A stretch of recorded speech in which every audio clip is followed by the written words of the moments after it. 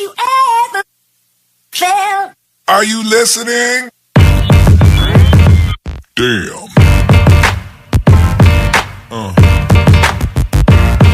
Yeah. Yeah. In the name of Allah, the beneficent, the merciful, I bear witness that there is no God but Allah, and I bear witness that He raised up in our midst the most honorable Elijah Muhammad, and that He gave to us a wonderful gift in that man who worked for 40 years to teach and to train us back into the knowledge of ourselves and to the knowledge of our God. I bear witness that after a 40-year labor of love by the most honorable Elijah Muhammad, that a man had been prepared through observation, hard training, work, and study to stand in the gap between God and man, that he may attempt to continue to close that gap. That one that we speak of is none other than the Honorable Minister Louis Farrakhan. I'd like to greet everyone that is in this building and everyone that will see this on the web in the greeting words of peace of Assalamu alaikum. Wa alaikum assalam, sir. Now, I just wanted to say that everything that is, I guess, transpired over this weekend, we know that Allah pretty much had His hand on everything, and He guided everything the way and to the places that it should go. Muhammad Mosque No. 65, went through, has been going through trial after trial after trial. But it says that Allah intends to truly bless us.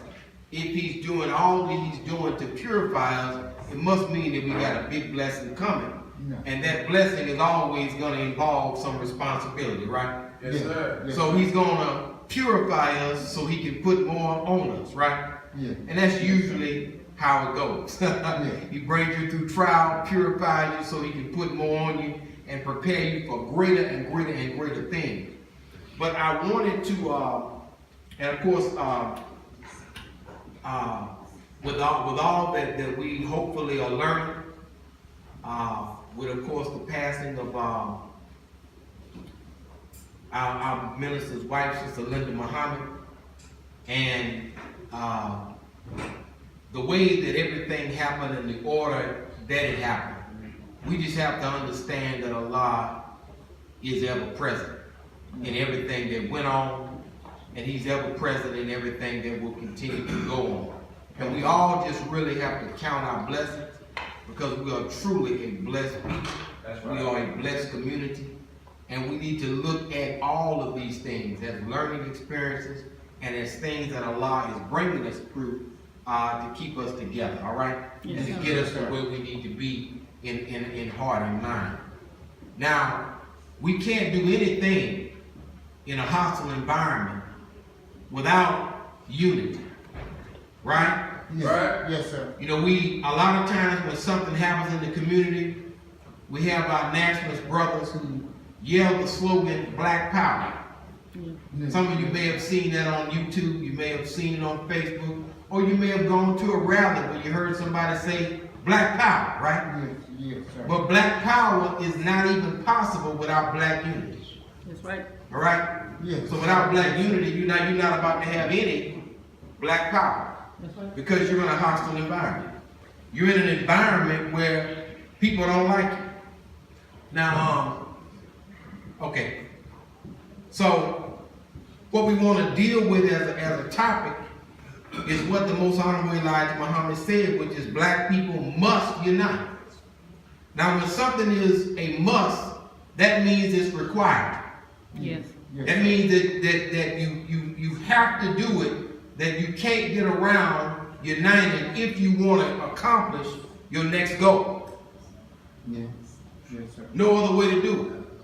There's no other way for us to get free unless we band together to strive for our own freedom, right? Yes, sir. There's no way for us to get our children out of the public food system unless we work together to take them out and to give them an alternative. But what's going to have to happen? We're going to have to unite. Right. Right? Right. That's just what it is. Anything we want, we can get it if we unite. So we got the next screen? Yes, sir. All right. So we have here, divided we fall. And as you can see with our condition, you know we've fallen, right? Yeah. Yes, sir. And that's because an enemy came among us and divided us and robbed us of the knowledge of ourselves and divided us. Therefore, what happened? We fell into the condition that we're in. Now, what we're going to do, we're going to cover unity. We're just going to cover a couple of things. What does it mean to unite? And we're going to deal with the scriptures and the Holy Quran and the Bible. And we're going to go from the teachings of the Most Honorable Elijah Muhammad on unity and why we are disunited. Black people must unite. The Farrakhan litmus test and our only solution. All right? Next slide. Unity. What is unity? What is it? We talk about it, but we might not know what it is. Because we've never experienced it before as a people. No. And the Honorable Minister Louis Farrakhan gave us a wonderful example of what we could accomplish if we worked together on the day of the Million Man March in 1995. Yeah, that's right. That was the largest gathering on the mall in the history of the United States of America. Yeah. It's interesting that a black man who's a Muslim was the one who called for 1 million and 2 million showed up. Yeah. Right? But he is the man in our day and in our time, and we are the people that preach the real unity of the black man and how that unity is to come about. So unity is the quality or state of not being multiple. Oneness, a condition of harmony or accord. What does it mean to unite? It means to put together to form a single unit. Right? Yes, sir. To cause to adhere to link by a legal or moral bond. So as a people, we got to come together. We got to come to what? To one accord. Yeah. That doesn't mean that we all do the same thing. All right. The eyeball and the toe look a lot different, right? Yeah. No. Right or wrong. But they're all part of the same body.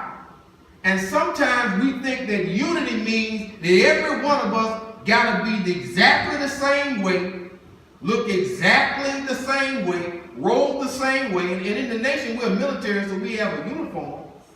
But each one of us has different personalities, different talents, different skills, all what? Used on one accord. Are you with me? Yes, sir. So we all are different, yet we need to come together because whatever I don't have, you have it. Whatever you don't have, maybe I have it. But we got everything we need in this room to form everything that we need. All right? But we got to appreciate one another's difference. Right. The eardrum and the eyeball are not alike, but they really should appreciate each other. Yeah. Because the eyeball can see something that the eardrum can't see, and the eardrum can hear something that the eyeball can't hear. That's right. But they work together to protect the whole body. Is that right? That's right. Yes, To sir. look for and listen for threats. So the idea that the eardrum would tell the eyeball, you can't hear, but then the eyeball can say, hey man, you can't see. Yeah. Right? Yeah. But the bottom line of it is we have to appreciate one another's difference, and it's a good thing that the eyeball and the eardrum is different because you need them both, right? That's right. Yes, sir. Right or wrong? Yes, sir. Now, let's move on to the next one. What does Allah say about unity in the Holy Quran? He says, now, there's a surah actually called the unity. And it says, say he, Allah is one. Allah is he of whom all depend. Allah is he upon whom all depend. He neither begets nor is he begotten, and there is none like him. Now, what this is saying is that Allah is what? Is One. He's not divided in himself. No. And the word for oneness is actually ahad. And ahad is a word that means one, but it's not the number one. Did y'all hear me? Yes, sir. Yes, sir. It gives you an idea of oneness, but not the numerical one, but a oneness that only describes Allah. Because the word ahad only describes the God. All right? Moving on to the next one. Because we're going, as believers, we're going to go through trials. And it says, in the name of Allah, the Beneficent, the Merciful, surely Allah loves those who fight in His way in ranks as if they are a solid wall. So it's telling us what? That we got to be what? Like a solid wall. In unity. Fighting for the same cause. Right? Yeah. Not necessarily fighting all the time with the same weapons. All the time with the same perspective. Right? Or with the same style. Right? Because some people kick, some people punt, some people flip, some people wrestle. Everybody has their way of fighting on a physical level and also on a spiritual level. We all are different, but we have something to contribute to the overall goal. So now when you go to the Holy Quran and it says, and hold fast by the covenant of Allah all together. What does it say? All together. And be not disunited. And remember Allah's favor to you when you were enemies. Then He united your hearts, so by His favor you became brethren, and you were on the brink of a pit of fire, then He saved you from it. Thus does Allah make clear to you His messages that you might be minded. And so Allah is that unifying principle. But then when we go to the Bible, and that's the next one, it says, behold, how good and pleasant it is for brethren to dwell together in unity. When you look at that 1,000,000-man march and what happened, where all of those men came together and was not one arrest in Washington, D.C. No. Not one fight broke out, right? You already know that Allah had to be in the midst of that, because we can hardly have a family reunion or a picnic in the backyard, as we used to call it, without somebody stepping on somebody's toes, and the next thing you know what? It's drama. So the fact that 2 million black men who've been trained by the enemy to point guns at one another were able to meet together all day long. You hear me? How long? All day long. And 2 million of us be there and no conflict? No. You already know. And people still talk about the feeling that they had at the 1,000,000-man march. What the Honorable Louis Farrakhan gave us by Allah's permission was a snapshot of what unity would look like and what unity would feel like. All right? No. Now, causes of this unity. And this is from the Most Honorable Elijah Muhammad. Because unity is a natural thing. I want to put that out there. That's right. Unity is what? It's natural for those of us who are black to be united. Yeah. You understand me? Yes, sir. So the fact that we're not united, that means that something is interfering with the nature of who we are and how things are actually supposed to be.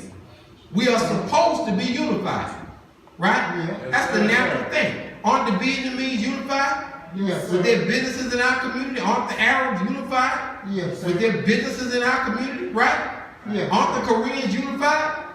Yes, sir. The Hindus? At the Texaco state, everybody is unified. Right. So unity is a natural thing, and whenever you see people disunified, it means that an enemy has come among them, an enemy has taught and trained them, an enemy has undermined what is natural, which is unity. It's natural for us to love each other. That's right.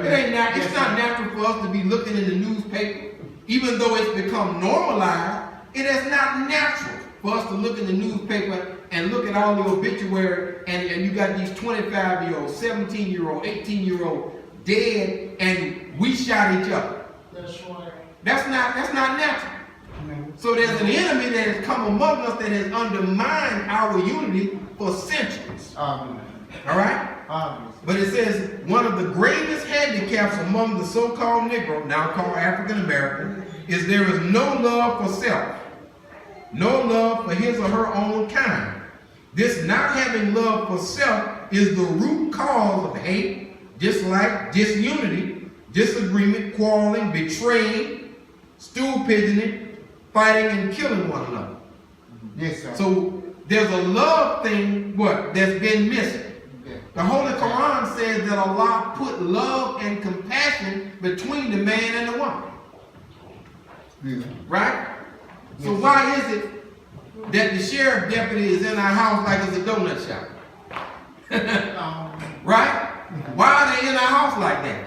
Because somebody came in and undermined the natural love and compassion that's supposed to be between us, because we've been taught and reared by an actual enemy. All right? That's right. Not by a spook or a spirit, but a real devil that works among our people each and every day.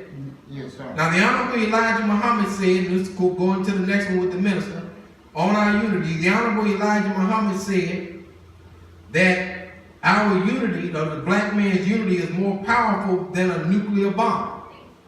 Right? Yes. It's more. Now, the nuclear bomb is the enemy's strongest weapon. Right? Yes, sir. Our unity is more powerful than his strongest weapon. The weapon of our unity is more powerful than that. I want you to think about that. Yes, sir. He was able to win a war by dropping 2 bombs and ended the war just like that, because of the power of that weapon. It instills so much fear. But you know, he's more afraid of the black man coming together than he is of nations with armies. He's more afraid of you and I united than he is of China coming up. That's right. All right? Yeah. Now, I'm going to read this. This is from the Honorable Minister Louis Farrakhan. This is why the 10th anniversary of the Million Man March is significant. Not from the march standpoint, but it is the time to mobilize black people like we have never been mobilized before. The Honorable Elijah Muhammad said our unity is more powerful than a hydrogen or atomic bomb. Your enemy is frightened of weapons of mass destruction. Right? Your enemy is frightened of weapons of mass destruction. Why not let's try unity? We have tried everything else.